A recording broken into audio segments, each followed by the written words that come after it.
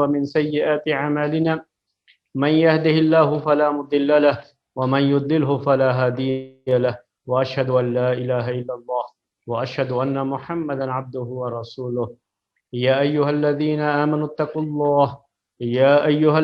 آمنوا اتقوا الله حق تقاته ولا تموتن إلا وأنتم مسلمون يا أيها الناس اتقوا ربكم الذي خلقكم من نفس واحدة وخلق منها زوجها وبث منهما رجالا كثيرا ونساء واتقوا الله الذي تساءلون به والأرحام إن الله كان عليكم رقيبا يا أيها الذين آمنوا اتقوا الله وقولوا قولا سديدا يصلح لكم أعمالكم ويغفر لكم ذنوبكم ومن يطع الله ورسوله فقد فاز فوزا عظيما أما بعد فإن خير الحديث كتاب الله وخير الهدي هدي محمد صلى الله عليه وسلم وشر الأمور محدثاتها وكل محدثة بدعة وكل بدعة ضلالة وكل ضلالة في النار. محترم بھائیوں اور معزز خواتین، حج کے احکام اور حج کے مناسک سے متعلق درس کا یہ سلسلہ آپ حضرات کی خدمت میں پیش کیا جاتا ہے۔ آج آپ کے سامنے جو مسئلہ انشاءاللہ پیش کیا جائے گا وہ مسئلہ ہے کہ صفا اور مروہ کی سعی کے بعد اب کیا کرنا ہے۔ چاہے کوئی شخص عمرہ کرنے گیا ہو یا حج کرنے گیا ہو، اب تک جو بھی احکام آپ کے سامنے ذکر کیے گئے وہ دونوں کے تعلق سے تھے، اور دونوں کے تعلق سے باتیں تھیں، احرام کے احکام تھے وہ بیان کیے گئے۔ اللہ کے گھر کے پاس پہنچنے کے بعد حجر اسود کو چومنا اور جو ہے اللہ کے گھر کا طواف کرنا، طواف کے بعد 2 رکعت جو ہے طواف کی 2 رکعت ادا کرنا، پھر اس کے بعد صفا اور مروہ کے درمیان سعی کرنا، یہ سارے وہ مسائل ہیں جن کا تعلق حج سے بھی ہے اور عمرے سے بھی ہے۔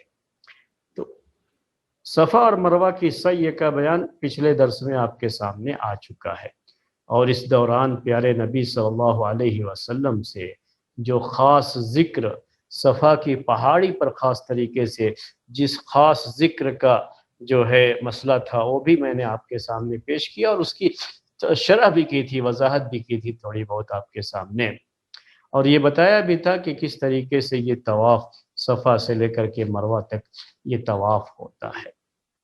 اللہ کے گھر کا طواف کرنا، اس کے بعد صفا اور مروہ کے درمیان سعی کرنا، اور اس کا حکم کیا ہے چاہے عمرہ میں ہو یا حج میں ہو وہ بھی میں نے آپ کے سامنے ذکر کیا، اور اتنی اہمیت کیوں دی گئی ہے۔ آج اس خاص نقطے کو پہلے آپ کے سامنے پیش کریں گے۔ یہ خاص پوائنٹ جو ہے کہ حج یا عمرے کے احکام میں جو یہ چیزیں رکھی گئیں، طواف کی بات تو آپ کے سامنے آئی، اب یہ صفا اور مروہ کے درمیان سعی کرنا، طواف کی بات تو اللہ کے گھر کا طواف کرنا ہے، لیکن یہ صفا اور مروہ کے درمیان سعی کرنا، صفا ایک پہاڑی، مروہ ایک پہاڑی مکے میں، اب تو خیر پہاڑی کا تصور نہیں ہوتا ہے، اب تو ایسا لگتا ہے کہ یہ مسجد حرام کا ایک حصہ ہو گیا ہو، لیکن یہ کیا تھا اللہ کے رسول صلی اللہ علیہ وسلم کے زمانے میں، یہ کیا ہے ایک پہاڑی ہی تھی، صفا مروہ بھی ایک پہاڑی، اور باقاعدہ ہم نے آپ سے کہا کہ بیچ میں وہ جو ہے ڈھلان کا ایریا، نشیب کا ایریا، نیچا ایریا ہوتا تھا، اور وہی قدم آپ کے تیز جو ہے چلتے تھے، پھر مروہ پہ چڑھائی شروع ہو جاتی تھی۔ یہ جو صفا اور مروہ کی چڑھائی ہے، اور زمزم پیارے نبی صلی اللہ علیہ وسلم خاص طریقے سے اس موقع پر جب آپ جاتے تھے تو طواف کرتے تھے، زمزم کا پانی پیتے تھے، تو حج کے موقع پر بھی عمرہ کے موقع پر بھی آپ نے اس کا اہتمام فرمایا ہے۔ تو یہ اصل میں ایک تاریخ ہے، اور اس تاریخ سے جڑی ہوئی یہ باتیں ہیں، اور حج میں اللہ تبارک و تعالیٰ نے حج کے احکام میں اس چیز کو رکھا تاکہ یہ امت جو ابراہیم علیہ السلام کی امت ہے، یہ امت جو اسماعیل علیہ السلام کی امت ہے، یہ امت جو محمد رسول اللہ صلی اللہ علیہ وسلم کی امت ہے، یہ امت ہمیشہ اسے یاد رکھے۔ جب بھی صفا اور مروہ کی سعی کرتا ہے انسان، اور زمزم کا پانی اپنے منہ سے لگاتا ہے تو اسے ایک تاریخ یاد آ جاتی ہے۔ وہ تاریخ کیا ہے؟ یہ حج کرنے جانا ہو یا عمرہ کرنے جانا ہو، میرے بھائیوں اور بہنوں، اس تاریخ کو یاد رکھنا چاہیے، اور یہ تصور آنا چاہیے صفا مروہ کے درمیان سعی کرتے ہوئے۔ یہ تصور آنا چاہیے، یہ بہت ضروری چیز ہے، یہ ایمان کا تقاضا ہے اور ایمان کو بڑھاتی ہے یہ چیز۔ اس سے ایمان میں اضافہ ہوتا ہے، ایمان بڑھ جاتا ہے۔ یاد رکھیے، اگر اس تصور کے ساتھ یہ صفا اور مروہ کے درمیان سعی کی جائے تو ایمان بڑھ جاتا ہے۔ آپ نے وہ تاریخ پڑھی ہے، سنی ہے کہ کس طریقے سے ابراہیم علیہ السلام اپنے بیٹے اسماعیل علیہ السلام کو ان کی ماں ہاجر علیہ السلام کے ساتھ کس طریقے سے مکہ کی اس وادی میں، جہاں کوئی آبادی نہیں تھی، جہاں آبادی کا کوئی نام و نشان نہیں تھا، انسان تو انسان، وہاں جانور بھی، پرندے بھی نہیں، کیونکہ جہاں پانی ہوتا ہے وہیں پر جو ہے جانور اور پرندے بھی ہوتے ہیں، وہ آپ جانتے ہیں۔ پانی نہ ہو تو پرندے بھی نہیں آتے ہیں، تو وہاں کچھ نہیں تھا، ایسی جگہ پہ چھوڑ کر کے آئے تھے۔ کھجور کی کچھ جو ہے کھجوریں تھی تھیلی میں، اور وہی چیز چھوڑ کر کے چلے آئے، ان کو اللہ تعالیٰ کا حکم تھا، چلے آئے۔ یہاں یہ چھوٹا سا بچہ اور یہ خاتون، جسے ہم اردو زبان میں صنف نازک کہہ لیتے ہیں، یہ صنف نازک یعنی ایک کمزور مخلوق اللہ تعالیٰ کی، مردوں کے مقابلے میں عورتوں کو کیا کہا جاتا ہے؟ کمزور مخلوق۔ اس لیے اردو والے کہتے ہیں صنف نازک، جو عام طریقے سے کمزور سمجھی جاتی ہے مردوں کے مقابلے میں ہماری خواتین اگر سن رہی ہوں تو یہ نہ سمجھے کہ میں ان کو کچھ کہہ رہا ہوں، نہیں، جو عام طریقے سے سمجھی جاتی ہے۔ اور خاص طریقے سے ایسے حالات کا سامنا اگر ایک خاتون کو ہو تو کتنی دشواری ہو سکتی ہے، کتنی پریشانی ہو سکتی ہے، وہ تصور آپ ذہن میں لائیے میرے بھائیوں اور بہنوں۔ اور اس کے بعد آپ یقیناً آپ کا دل ام اسماعیل یعنی ہاجر علیہ السلام کی محبت سے بھر جائے گا۔ یہاں تین جو ہے کردار ہیں ہمارے سامنے پورے مسئلے میں۔ وہ تین کردار کیا ہیں؟ ایک ابراہیم علیہ السلام، ایک ہاجر علیہ السلام، اور ایک اسماعیل علیہ السلام۔ ان تینوں کردار میں اسماعیل علیہ السلام تو چھوٹے بچے ہیں، دودھ پیتے بچے، لیکن دو بڑے کردار، ایک ابراہیم علیہ السلام جن کو اللہ تعالیٰ کا حکم ہوا تو اپنے بیوی بچوں کو وہاں چھوڑ کر کے یہ جا رہے ہیں۔ آپ کو اگر آپ کے پاس اگر ایک باپ کا کلیجہ ہے تو میں آپ سے پوچھتا ہوں کہ اگر کبھی آزمائش آپ کی ایسی ہو جائے تو آپ کیا سوچیں گے اس وقت؟ کسی ایسی جگہ پر جہاں زندگی کا نام و نشان نہ ہو، آپ اپنے بیوی بچوں کو آپ سے چھوڑنے کے لیے کہا جائے تو آپ چھوڑ دیں گے، اپنے کلیجے پر پتھر رکھ لیں گے، وہاں سے چلے جائیں گے، صرف اس وجہ سے کہ یہ میرے رب کا حکم ہے۔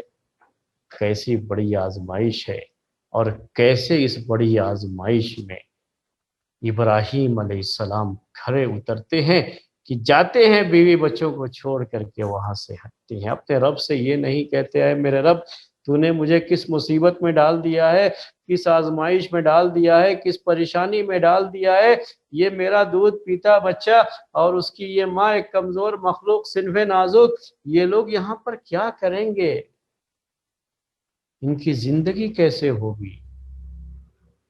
نہیں، ایسا کچھ بھی ابراہیم علیہ السلام نے نہیں کہا، اپنے رب سے ایسی کوئی التجا نہیں کی، کوئی درخواست نہیں کی، کوئی دعا نہیں کی، روئے نہیں، گڑگڑائے نہیں، بس رب کا حکم ہے تو لا کر کے، یہ کردار ہے، اس کو ذہن میں رکھیے، لا کر کے یہاں چھوڑ رہے ہیں اور چھوڑ کر کے جا رہے ہیں۔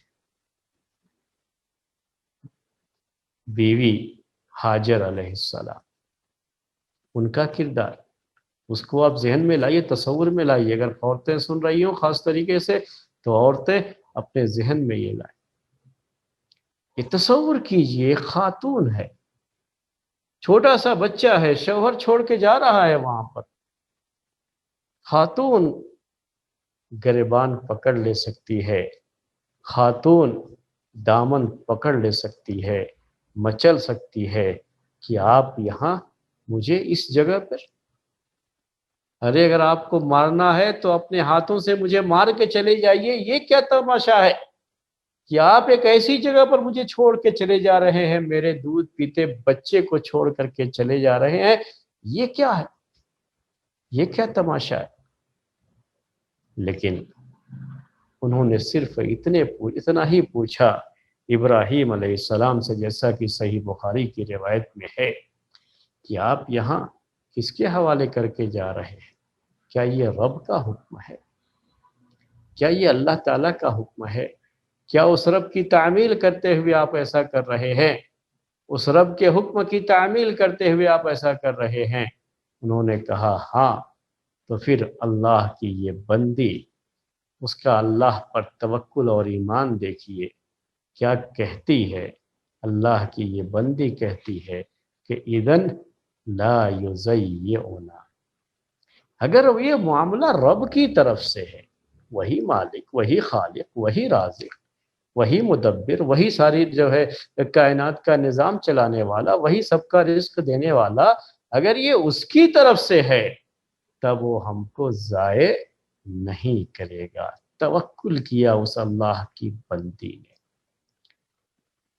اور ابراہیم علیہ السلام کو کتنا اطمینان ہوا ہوگا جب اللہ کی اس بندی کا یہ ایمان اور اللہ پر توکل کا یہ انداز انہوں نے دیکھا تو دل کو کتنا سکون ملا ہوگا، یقیناً ایک بوجھ رہا ہوگا۔ لیکن اللہ تعالیٰ کا حکم ہے اور اس کا حکم بجا لانا ہے۔ اللہ تعالیٰ کے حکم کے آگے دنیا کی ساری محبتیں قربان، اور اس کے لیے اپنا سب کچھ قربان کر کے وہ جا رہے تھے۔ رب پر یقین بھی تھا، اور ساتھ میں جب ایک اچھی اور نیک بیوی کا ایمان اور توکل مل جائے شوہر کے ایمان اور توکل کے ساتھ، تب میرے بھائیوں اس طرح کا واقعہ پیش آتا ہے جسے ہم زمزم کے کنویں کا واقعہ کہتے ہیں۔ یہ ہے اصل بات، یہ ہے وہ پوائنٹ جسے نوٹ کیا جانا چاہیے۔ اور ہر عمرہ کرنے والے اور ہر حج کرنے والے کو جب وہ صفا اور مروہ کی سعی کے لیے جاتا ہے تو اسے اپنے ذہن میں یہ بات لانی چاہیے۔ میں اسی لیے یہ پیش کر رہا ہوں، حالانکہ میرا درس جو احکام بیان کرنے کا ہوتا ہے اس کا یہ حصہ نہیں ہے، لیکن میں چاہتا ہوں کہ عمرہ اور حج کرنے والے یہ تصور کریں، اور اسی لیے یہ بات ہے کہ جب حج کر کے آتے ہیں تو ایسا جیسے کہ ایک نئی زندگی، اور ان کی زندگی میں ایک انقلاب کی، پہلے زندگی جیسی بھی رہی ہو اب پورے طریقے سے زندگی چینج ہو کر کے ایسے لوٹتے ہیں جیسے ابھی اپنی ماں کے پیٹ سے پیدا ہو رہے ہیں۔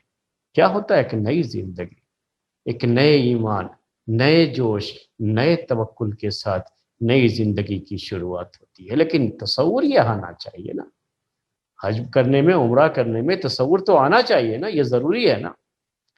اسی تصور کو آپ کے سامنے اجاگر کرنے کے لیے یہ باتیں میں پیش کر رہا ہوں۔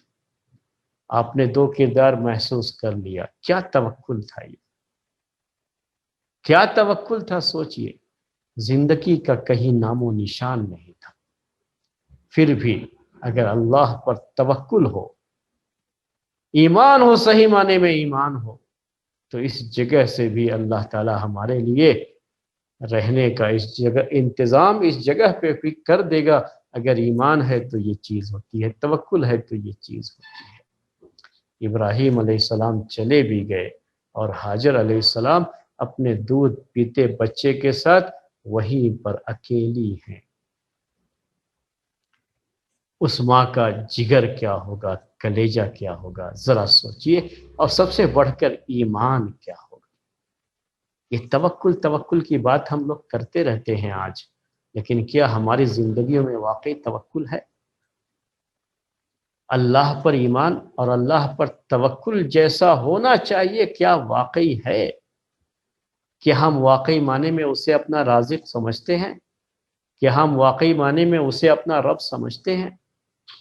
زبان سے توحید کی قسمیں تو بہت یاد کر لیتے ہیں، اور بار بار چھوٹے چھوٹے بچوں کو یہ قسمیں یاد تو کرائی جاتی ہیں، لیکن صحیح تصور کیا ہے اس کا؟ اللہ کی توحید، توحید ربوبیت پر ایمان لانے کا جو ہے کیا مطلب ہوتا ہے، کاش کہ یہ بھی بتایا جاتا تو توکل پیدا ہوتا اور واقعی ایمان میں اضافہ ہوتا۔ جب سخت مواقع آتے ہیں، آپ نے دیکھا ہوگا کہ یہی جو کرونا کو لے کر کے جو پریشانیاں آئیں، اللہ پر توکل کی دھجیاں کیسی اڑائی، کیسے کیسی چیزیں اس میں ہوئی ہیں، جو کہاں اللہ پر توکل اور کہاں یہ انسان۔ ایک مومن بھی بالکل عام انسانوں کی طرح سے ہو گیا اس بیماری کے معاملے میں، اور اللہ پر توکل اور ایمان تو کہیں نظر ہی نہیں آ رہا تھا مجھے اس پورے معاملے میں۔ تو میں آپ سے یہ کہنا چاہ رہا ہوں کہ یہ اللہ کی بندی، اس کا توکل دیکھیے، وہ وہاں پر اکیلی ہے اپنے چھوٹے بچے کے ساتھ۔ اس کے بعد کیا ہوتا ہے؟ بچہ ہوتا ہے، روئے گا، بلک بلک کر روئے گا۔ دودھ کب تک آئے گا؟ جب تک ماں کے پیٹ میں غذا نہ جائے، پانی نہ جائے تو دودھ بھی کہاں سے پیدا ہوگا؟ پانی کی سخت ضرورت، پانی کی تلاش میں معلوم ہے کہ یہاں کچھ نہیں ہے۔ اللہ پر توکل ہے کہ اللہ تعالی ہمیں ضائع نہیں کرے گا، اور اللہ پر توکل کی وجہ سے، توکل اسی کو کہتے ہیں سر، کہ اس جگہ میں بھی اللہ تعالی ہمارے لیے پانی کا انتظام کر دے گا۔ حالانکہ بظاہر تو کہیں پانی کی کوئی امید نہیں، اسی پانی کی تلاش میں صفا اور مروہ کی انہوں نے جو دوڑ لگائی ہے، اسی کے لیے تو لگائی تھی۔ کبھی صفا پر آ رہی ہے، کبھی مروہ پر جا رہی ہے، اور اس کے بعد جب یہ دوڑ لگتی ہے، یہ صفا اور مروہ کی سعی ہوتی ہے، تو فرشتہ آتا ہے۔ روایتوں میں تھوڑا سا اختلاف ہے، صحیح بخاری کی روایت ہے، فرشتہ آتا ہے اور وہیں پر جہاں اسماعیل علیہ السلام کو چھوڑ کر کے یہ گئی تھی، وہیں سے زمزم کا یہ کنواں نکلتا ہے، پانی ابلنا شروع ہو جاتا ہے۔ دیکھیے اللہ پر توکل ہو تو کس طریقے سے اللہ تعالیٰ کی رحمتیں اور اس کا فضل و کرم ہمارے استقبال میں ہوتے ہیں، اور کس طرح سے ان کی بارش ہوتی ہے، اور کس جگہ سے میرے بھائیوں، جہاں بظاہر کوئی امید نہیں تھی، وہاں سے زمزم کا یہ کنواں، ایک ایسا پانی جو ان کے لیے غذا کا بھی کام کرے اور ان کے لیے پانی کا بھی کام کرے، اس میں دونوں صلاحیت موجود ہے۔ اس پانی کا انتظام کر دیا اللہ تعالیٰ۔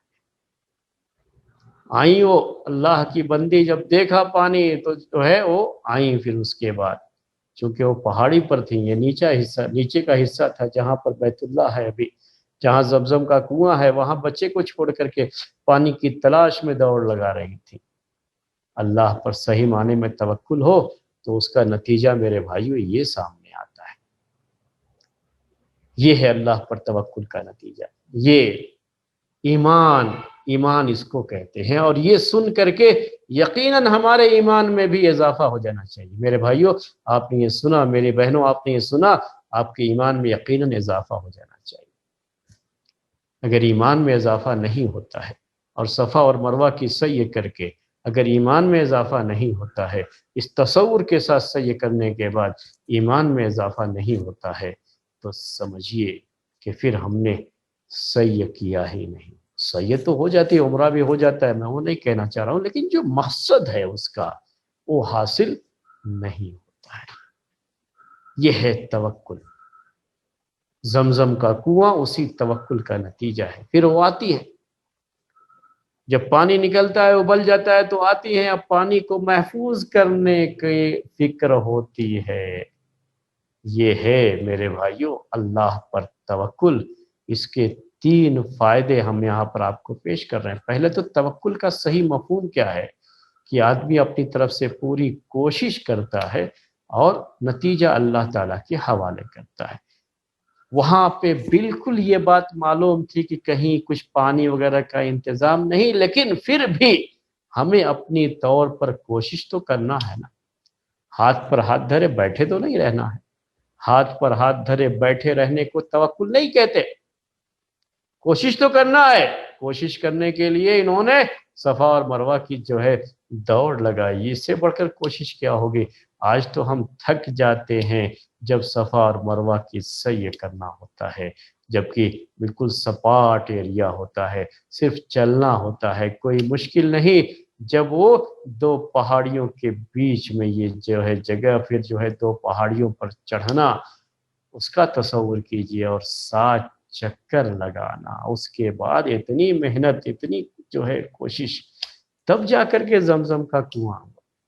اللہ تعالیٰ تو ویسے بھی دے دیتا ان کو، بغیر جو ہے چکر لگوائے بھی دے دیتا۔ اس کے دربار میں کمی کس چیز کی ہے؟ وہ تو پانی پہلے ہی فرشتے کو بھیج کر کے کہ جاؤ وہاں پر پورا ان کے کھانے پینے کا انتظام کر کے آ جاؤ، وہ سب ہو جاتا تھا۔ لیکن جس اللہ نے مریم علیہ السلام کو بے موسم کے پھل دیے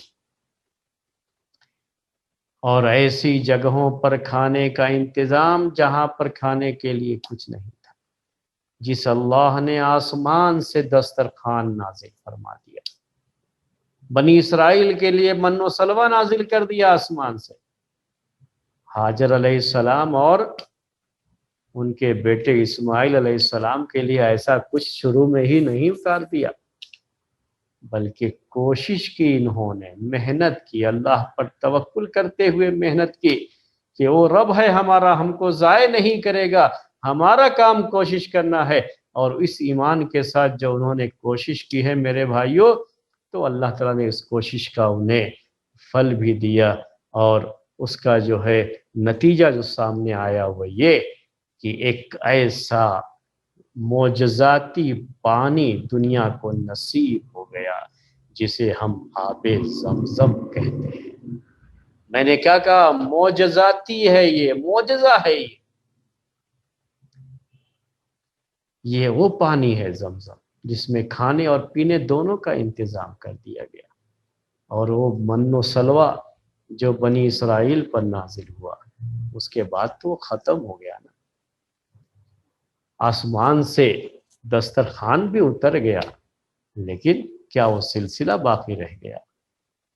یہ جو انتظام ہوا یہ تو زمین سے انتظام ہوا، اللہ تعالیٰ کی یہ رحمت زمین سے ظاہر ہوئی، زمین سے جو باقی رہے گا، یہ پانی جو باقی رہا، اور دنیا کو اس کا فیض آج بھی مل رہا ہے۔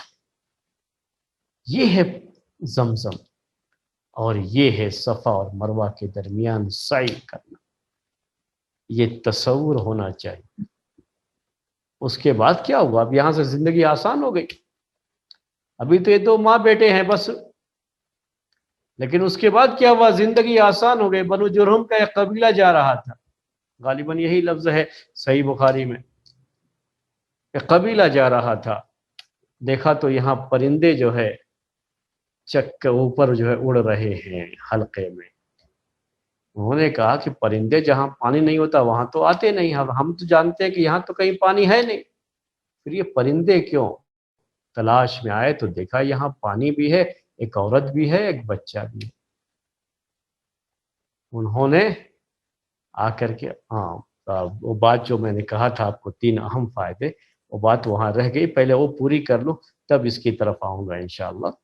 تو بات کیا ہوئی تھی کہ پہلی بات یہ توکل کے تعلق سے کہ صفا اور مروہ کے درمیان جو سعی کی، کوشش کی، تب اس کا نتیجہ سامنے آیا، اگرچہ کہ یہ کوشش، یہ نتیجہ جو سامنے آیا کوشش کا، یہ ان کی اپنی کوئی کمائی نہیں تھی، یہ اللہ تعالیٰ کی طرف سے خاص فضل و کرم تھا۔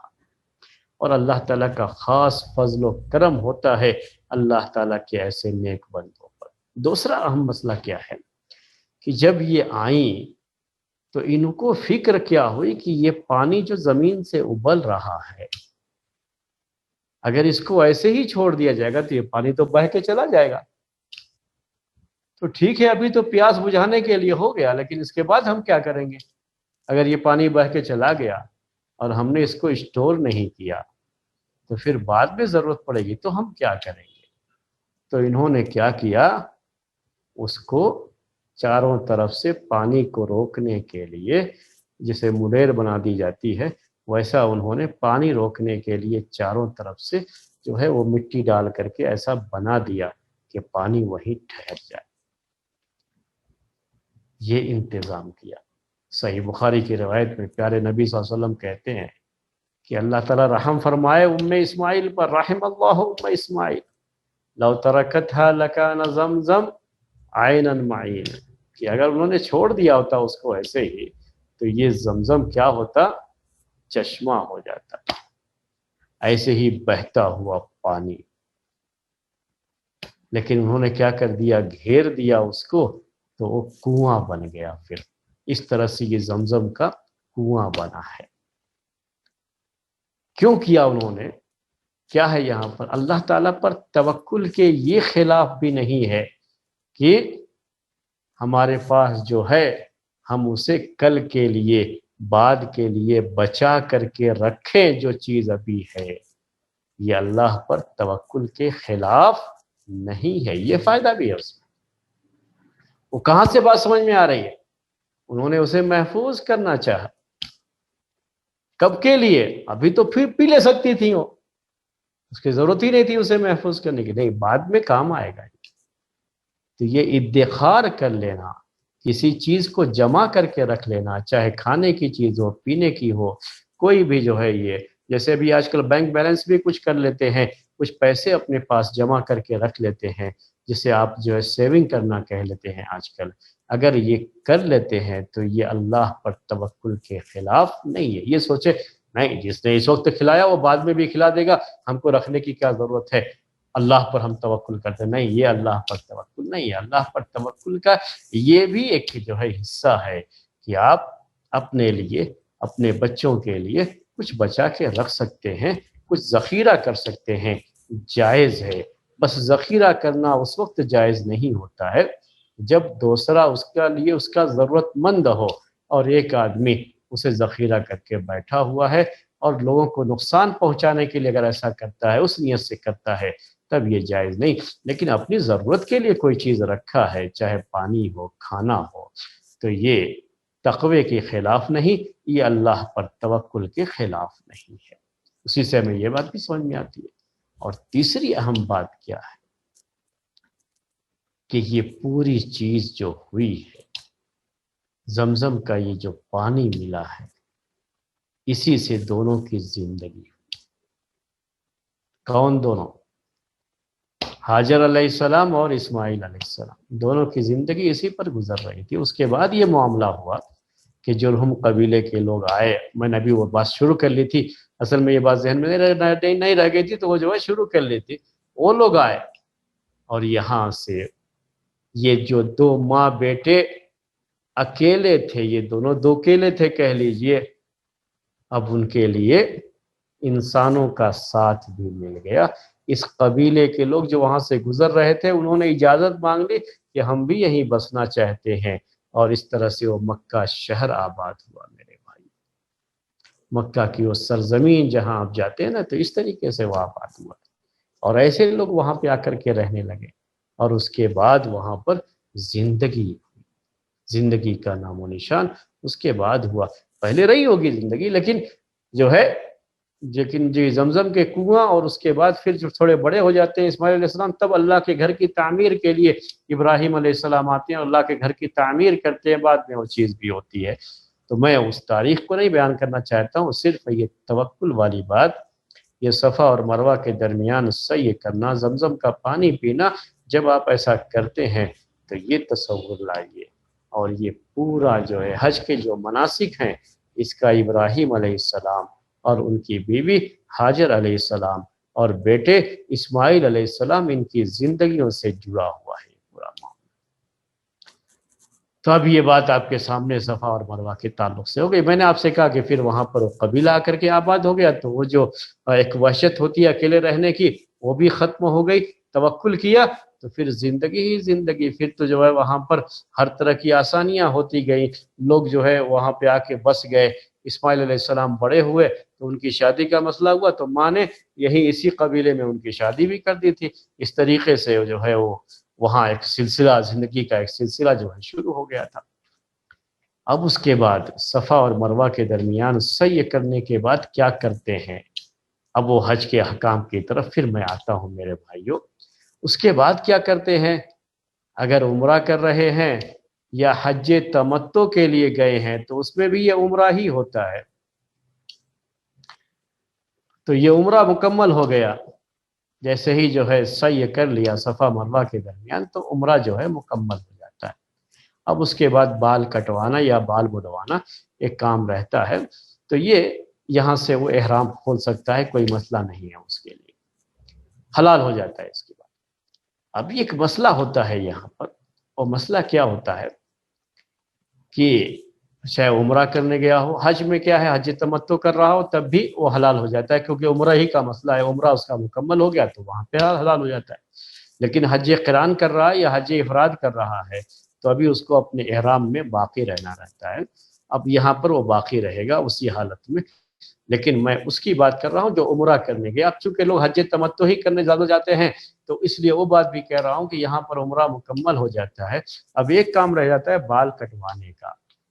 لیکن اس سے پہلے بعض اہل علم اس کے قائل ہیں، یہ جمہور اہل علم کی رائے ہے، یعنی میجارٹی آف اسکالرز اس بات کے قائل رہے ہیں کہ حج اور یعنی عمرے میں یہ جو ہے طواف کرنا بھی اور صفا اور مروہ کے درمیان سعی کرنا، اس کے بعد ہی جو ہے عمرہ مکمل ہوتا ہے، اور اس کے بغیر عمرہ نہیں ہوگا اور وہ اپنا احرام نہیں کھول سکتا۔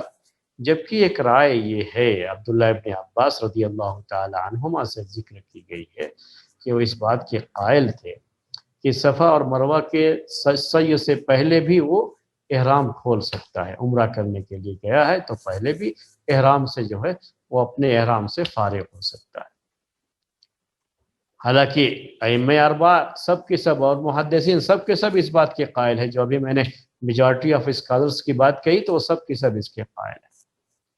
امام اسحاق بن راہوی کا یہ قول جو ہے محدثین میں سے ہے، یہ امام بخاری کے شیخ ہیں اسحاق بن راہوی، ان کا ایک جو ہے ان کی رائے ہے جو عبداللہ ابن عباس رضی اللہ تعالی عنہما کی بھی رائے تھی کہ طواف کرنے کے بعد سعی کرنے کے پہلے بھی اگر وہ احرام سے باہر آ جاتا ہے تو کوئی حرج کی بات نہیں ہوتی۔ یہ بات تھی، تو میں نے تھوڑا سا جو اختلاف جو تھا وہ ذکر کر دیا، اشارہ کر دیا آپ کے سامنے۔ ویسے چونکہ یہ فقہاء اربعہ، ائمہ اربعہ اور محدثین وغیرہ کا یہ مسلک نہیں رہا ہے عام طریقے سے، اسی لیے اس کا ذکر بھی نہیں کیا جاتا۔ ورنہ ایک قول تو یہ بھی ہے، اس میں ایک رائے اور ایک اوپینین یہ بھی ہے کہ جب بیت اللہ کو پہنچ جاتے ہیں، مسجد حرام کو پہنچ گئے، بیت اللہ تک پہنچ گئے، تبھی سے عمرہ کرنے گئے ہیں تو احرام کی پابندی ختم ہو جائے گی۔ اس کے بغیر احرام باندھے بھی طواف کرنا، سعی کرنا جو عمرے کے احکام ہیں وہ بجا لائیں، یہی سے جو ہے ختم ہو جائے گی۔ یہ بھی ایک بہت شاذ قول، بہت ہی نادر قول جو ہے، یہ بھی ایک رہا ہے۔ لیکن چونکہ ہم تفصیل ذکر کرنا چاہتے ہیں اس لیے ہم اس کی طرف بھی اشارہ کر دیتے ہیں، جو بہت ہی نادر اور شاذ قول بھی ہوتا ہے مسئلے میں۔ اس کے بعد اللہ کے رسول صلی اللہ علیہ وسلم جب عمرہ کرنے گئے تھے تو جیرانہ کے موقع پر، جو عمرہ جیرانہ کہلاتا ہے، اس موقع پر یعنی عام طریقے سے شرح لکھنے والوں کی یہ رائے ہے، یہ امام نووی رحمۃ اللہ علیہ اور دوسرے لوگوں نے بھی یہ ذکر کیا ہے کہ اس موقع پر جنہوں نے اللہ کے رسول صلی اللہ علیہ وسلم کے بال کاٹے تھے وہ معاویہ رضی اللہ تعالی عنہ تھے۔ تو حدیث میں یہ آتا ہے کہ معاویہ رضی اللہ تعالی عنہ نے مروہ کے پاس جب طواف سے جب سعی سے فارغ ہو گئے اللہ کے رسول صلی اللہ علیہ وسلم تو انہوں نے بال کاٹا پیارے نبی صلی اللہ علیہ وسلم کا۔ تو میں جیرانہ والی بات کیوں کر رہا ہوں؟ کیونکہ اس سے پہلے پیارے نبی صلی اللہ علیہ وسلم نے جو ہے صلح حدیبیہ کے بعد جو ہے جو عمرہ قضا کہلاتا ہے اس موقع پر عمرہ کیا تھا، لیکن اس موقع پر یہ معاویہ رضی اللہ تعالیٰ عنہ ساتھ میں نہیں تھے، کیونکہ ان کے اسلام لانے کے بارے میں ایک بات تو یہ ہے کہ یہ فتح مکہ کے موقع پر اسلام قبول کیے تھے، اور دوسری بات ہے کہ پہلے قبول کر لیا تھا انہوں نے لیکن ظاہر نہیں کیا تھا اپنا اسلام۔ تو دونوں صورتوں میں بہرحال اس موقع پر تو یہ نہیں تھے پیارے نبی صلی اللہ علیہ وسلم کے ساتھ، اس لیے اس موقع پر قصر کرنے کی یا جو ہے بال کاٹنے کی بات تو نہیں ہو سکتی۔ اور دوسری جو ہے بات یہ کہ حج کے موقع پر جو آپ نے عمرہ کیا ہے اس موقع پر بھی یہ چیز نہیں ہو سکتی، اس موقع پر بھی یہ چیز نہیں ہو سکتی۔ کیوں نہیں ہو سکتی؟ کیونکہ آپ نے حج قران کیا تھا، اور حج قران کرنے والا مکہ پہنچنے کے بعد صفا اور مروہ طواف کرنے کے بعد صفا مروہ کے درمیان سعی کرنے کے بعد وہ حلال نہیں ہوتا ہے، وہ بال کاٹنا اس کو نہیں ہو سکتا، کیونکہ بال احرام کی حالت میں تو بال کاٹ ہی نہیں سکتے۔ بال کاٹنا، بال مڑنا تو احرام کی حالت میں جو ہے منع ہے نا، جن چیزوں سے منع کیا گیا اس میں سے ایک یہ بھی ہے بال کاٹنے کا معاملہ، تو کر ہی نہیں سکتے، اس لیے اس موقع پر تو یہ ہو ہی نہیں سکتا۔ اور منا جو ہے یوم النحر جسے کہتے ہیں قربانی کا دن، قربانی کے بعد پیارے نبی صلی اللہ علیہ وسلم نے اپنے بال جو ہے کٹوائے تھے، منڈوائے تھے اس موقع پر جب آپ نے حج کیا تھا، اس لیے وہ واقعہ بھی نہیں ہو سکتا۔ یہ کہتے ہیں عمرہ جیرانہ کا واقعہ یہ ہوا تھا کہ پیارے نبی صلی اللہ علیہ وسلم کا بال کاٹنے والے معاویہ رضی اللہ تعالی عنہ تھے۔ تو یہیں سے یہ بات آتی ہے کہ جب عمرہ کرنے گئے ہیں یا حج کرنے گئے، حج تمتع کر رہے ہیں، تو جب 7 چکر پورے ہو گئے تو یہ چکر مروہ کے پاس پورا ہوتا ہے، پہلے بھی میں نے ذکر کیا آپ کے سامنے، تو اس کے بعد بال کاٹنا ہے۔ تو بال کاٹنے میں دونوں چیزیں ہیں، ایک تو جو ہے پورا بال استورے سے صاف کر دیا جائے جس کو حلق کرنا کہتے ہیں، اور دوسرا یہ ہے کہ کینچی سے کاٹا جائے۔ تو دونوں چیزیں جو ہے جائز ہیں۔ البتہ پیارے نبی صلی اللہ علیہ وسلم نے حلق کرنے والوں کے لیے 3 مرتبہ دعا فرمائی، اور قصر کرنے والے کے لیے 1 مرتبہ۔ اس کی روشنی میں یہ بات کہی جاتی ہے کہ حلق کرنا یہ افضل ہے اور یہی جو ہے بہتر ہوگا، لیکن قصر کرنا بھی جائز ہے، یعنی بال صرف کاٹ لیا جائے چاروں طرف سے، جیسے بال کاٹا جاتا ہے، جیسے آپ شارٹ کرواتے ہیں جو ہے کسی بھی نائی کے پاس جا کر کے، حجام کے پاس جا کر کے، اس طرح سے بال کو شارٹ کروا لیا جائے تو یہ بھی صحیح ہے۔ اب یہاں مسئلہ یہ بھی ہے کہ عمرہ کرنے گئے ہیں تب تو کوئی بات نہیں، حلق کروا لیجئے، کوئی مسئلہ نہیں ہے، لیکن اگر حج کرنے گئے ہیں اور حج تمتع کر رہے ہیں تو یہ پہلے جا کر کے عمرہ کیا ہے، ابھی اس کے بعد حج کرنا ہے، تو چونکہ چند دنوں کے بعد ہی حج کا معاملہ شروع ہو جاتا ہے، اتنی جلدی بال آئے گا نہیں، تو بہتر اس کو قرار دیا ہے حج تمتع میں کہ عمرہ کرنے کے بعد بال صرف چھوٹے کروا لیے جائیں، تاکہ حج جو کہ عمرے سے بڑی عبادت ہے اس موقع پر یہ جو افضل ہے حلق کروانے کا معاملہ، اس موقع پر بال رہے تاکہ اسے حلق کروایا جا سکے۔ تو یہ بات جو ہے عمرے کی اور حج کے تعلق سے، حج تمتع کے تعلق سے یہ بات کہ اس موقع پر بال جو ہے چھوٹا کروا لیں گے یا بال کو حلق کروا لیں گے، تو وہاں جو بھی جو ہے سہولت بنتی ہے۔ اب کتنا بال کٹوانا کافی ہوگا، یہ بھی ایک بڑا مسئلہ ہوتا ہے، کتنا بال کٹوانا کافی ہوگا۔ وہ مسح کا جو مسئلہ رہتا ہے لوگ یہاں پر بھی لے کر کے چلے آتے ہیں، جیسے شوافے کے یہاں یہ ہے کہ اگر چند بالوں پر ہی مسح ہو جائے، یعنی اگر صرف ہاتھ میں جو ہے تھوڑا بھیگا ہوا ہاتھ ہے، ایسے ہی پھیر لیا صرف چند بالوں پر بھی تو کافی ہو گیا، مسح ہو گیا۔ تو ایسے ہی ان کے یہاں کیا ہے کہ کیا کرتے ہیں، وہ چند بال کہیں سے پکڑ کے، قینچی رہتی ہے جیب میں، خود ہی جو ہے چند بال پکڑ کر کے ایسے کاٹ لیتے ہیں، بس ہو گیا، جو ہے بال کٹوانے کی ضرورت نہیں۔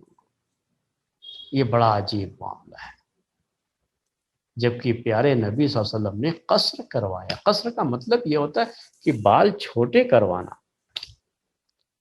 اب کس تھوڑا سا کہیں سے ایک تھوڑا سا بال 2-4 بال کاٹ لے گے تو کیا بال چھوٹا کروانا ہوتا ہے؟ نہیں، یہ ایک بات جو ہے ذہن میں رکھیے. شواف ابھی بھی اس پر عمل کرتے ہیں. یہ بڑا معاملہ ہوتا ہے، اسی لیے کہا جاتا ہے کہ یہ فقہی مسائل کے جو تعصب ہیں وہ ان کا اثر ایسے ہی موقع پر ظاہر ہوتا ہے. بڑا عجیب معاملہ ہے، یہ صرف فقہی تعصب ہے اور کیا ہے. پیارے رسول صلی اللہ علیہ وسلم کی سنتیں بھی نظر نہیں آتی ہیں ایسے موقع پر.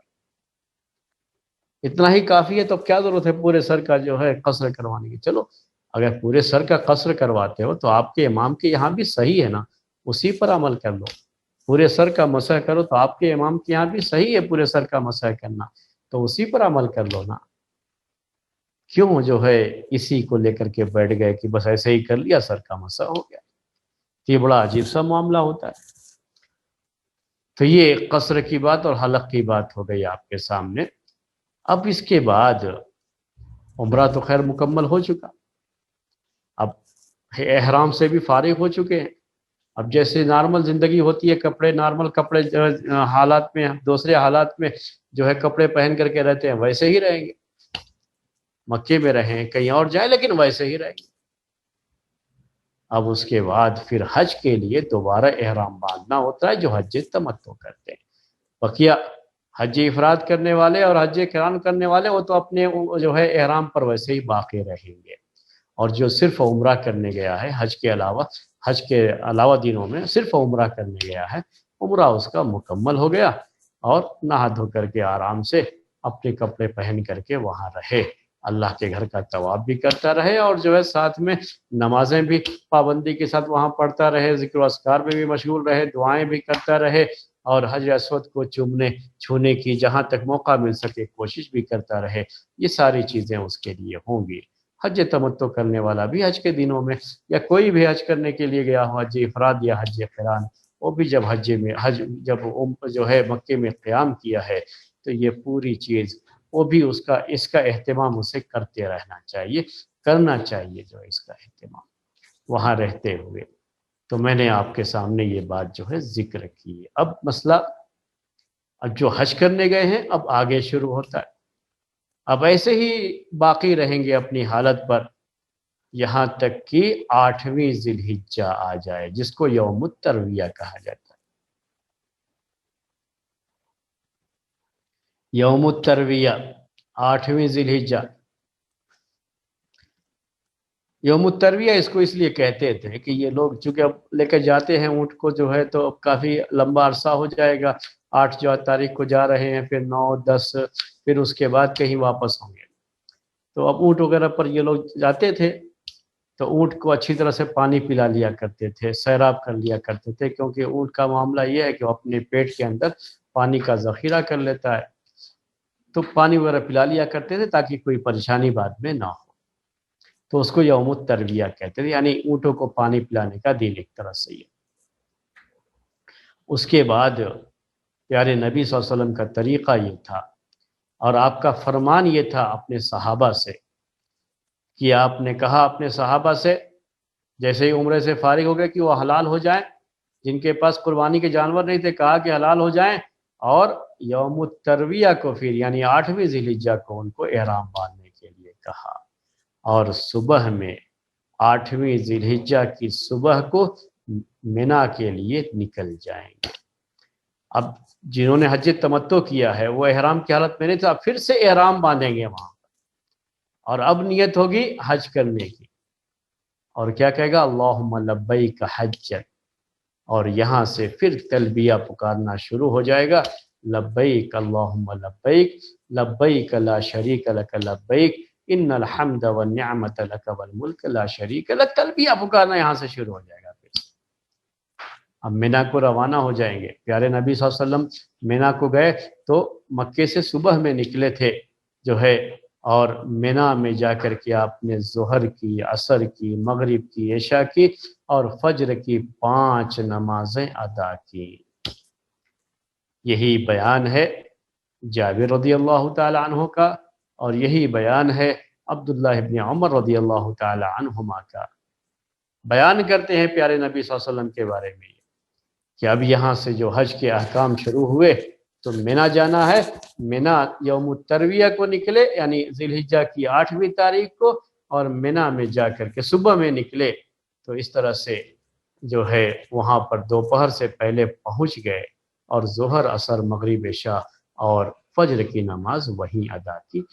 لیکن فجر کی نماز تک تو یوم عرفہ ہو جائے گا، تو وہ بعد میں بات آئے گی آپ کے سامنے۔ فی الحال اس میں تھوڑا سا جو اختلاف ہے، یعنی اسی وقت جو ہے صبح میں نکلنا ہے اور مینا میں جا کر کے 5 وقت کی نماز پڑھنا، تو پیارے نبی صلی اللہ علیہ وسلم کا طریقہ یہی تھا۔ ویسے رات گزارنا بھی ہو اور 5 وقت کی نماز مینا میں پڑھنا یہ کوئی ضروری نہیں ہے۔ عبداللہ بن زبیر رضی اللہ تعالی عنہما ان کے بارے میں یہ بات ہے، صحیح روایت سے ہے یہ، کہ انہوں نے ظہر کی نماز اس دن مکے میں پڑھی، اس کے بعد گئے ہو، یعنی اللہ کے رسول صلی اللہ علیہ وسلم ساتھ کی بات نہیں کر رہا ہوں، بعد میں جب ان کا دور تھا تب انہوں نے اس وقت حج کے لیے جب وہ حج کر رہے تھے تو انہوں نے مینا میں ظہر کی نماز جا کے نہیں پڑھی، بلکہ دیر سے نکلے مکہ سے اور ظہر کی نماز مکہ میں پڑھ کر کے اس کے بعد مینا کے لیے گئے۔ اما عائشہ رضی اللہ تعالیٰ عنہ سے تو یہ بھی ہے، ان کے بارے میں یہ بات بھی ذکر کی گئی ہے کہ انہوں نے جو ہے یوم الترویہ یعنی 8ویں ذی الحجہ کو جو ہے مکے میں ہی رہ گئی، یہاں تک کہ رات ہو گئی۔ یہ پیارے نبی صلی اللہ علیہ وسلم کے ساتھ جب حج کیا تھا اس موقع کی بات نہیں ہے، یاد رکھیے گا، یہ بعد کی بات، آپ کی وفات کے بعد کی بات ہے کہ انہوں نے ایک موقع پر ایسا بھی کیا کہ مکے میں ہی رات کا بھی 1/3 حصہ مکے میں ہی رہ گئی، اس کے بعد مینا گئی، اور پھر مینا میں جو ہے صبح فجر کی نماز کے بعد وہاں سورج نکل جانے کے بعد 9ویں ذی الحجہ کو عرفہ جاتے ہیں، جس کا ذکر انشاءاللہ ہم بعد کے درس میں آپ کے سامنے کریں گے۔ آج صرف جو ہے یہاں سے مینا تک جانے کی بات اور مینا میں 5 وقت کی نماز پڑھنے کی بات، لیکن یہ کوئی ضروری نہیں ہے، یہاں تک کہ رات گزارنا بھی کوئی ضروری نہیں ہے۔ اگر کوئی نہیں پہنچا مینا، رات بھی نہیں گزارا اور ڈائریکٹ چلا گیا عرفہ، تو اس کا حج بھی صحیح ہے، اور کوئی اسے خون وغیرہ یعنی جو ہے قربانی وغیرہ دینا، اس کا فدیہ وغیرہ دینا کچھ بھی نہیں ہے۔ ایسا کچھ نہیں کہ انہوں نے واجب چھوڑ دیا ہے تو جو ہے قربانی دینا ہوگا، ایسا کچھ نہیں ہے۔ ڈائریکٹ بھی اگر عرفہ پہنچ جائے گا اور مینا نہیں گیا تب بھی اس کا حج درست ہوگا اور کچھ بھی اس کے اوپر فدیہ وغیرہ نہیں ہوگا۔ یہ بات آپ جو ہے نوٹ کریں، یہ مسئلہ ہے، یہ جاننا چاہیے۔ یہ جو یعنی یہ تو ہر کوئی بول دیتا ہے آپ کو کہ جو ہے جو پیارے نبی صلی اللہ علیہ وسلم نے کیا کہ جو ہے حج کا جو ہے حج کے لیے یوم الترویہ کو نکلے مکہ سے اور صبح میں نکلے اور ظہر عصر مغرب عشاء اور فجر کی نماز وہیں پڑھی، تو یہی طریقہ ہے اور ایسے ہی کرنا چاہیے۔ لیکن اگر کسی نے کوئی نہیں گیا، مکے ہی میں رہ گیا، یا جو ہے مینا گیا ہی نہیں، سیدھے عرفہ چلا گیا راستے سے، جو ہے مینا جا کے ٹھہرا بھی نہیں، رات بھی نہیں گزارا، کچھ بھی نہیں جو ہے، اور ڈائریکٹ کہاں چلا گیا؟ عرفہ چلا گیا، تو کیا اس کا حج ہوگا یا نہیں ہوگا؟ کیا یہ چیز حج کے واجبات میں داخل ہے یا نہیں ہے؟ یہ بتانا کیوں ضروری ہے بتانا؟ کہ کبھی ہو جاتا ہے کسی بندے کے ساتھ ایسا، کسی جو ہے شخص کے ساتھ ایسا، تو اس کے بعد وہ پریشان ہوتے ہیں کہ ابھی کیا کریں، ہم کو کیا کچھ کرنا پڑے گا، حج صحیح ہوا نہیں ہوا، تو پریشان ہونے کا کوئی معاملہ نہیں، تب بھی حج ہو جاتا ہے۔ یہ چند باتیں تھیں میرے بھائیوں اس مسئلے کے تعلق سے، اور یہ چند باتیں جو ہے آپ کے سامنے پیش کی گئی، یوم الترویہ کی بات بھی آ گئی ہے، انشاءاللہ جو ہے اس کے بعد یوم عرفہ کے تعلق سے بات آئندہ ہفتے آپ کے سامنے پیش کریں گے۔ آج کا درس ہم اسی پر ختم کرتے ہیں۔ سبحانک اللہم و بحمدک، اشہد ان لا الہ الا انت، استغفرک و اتوب الیک۔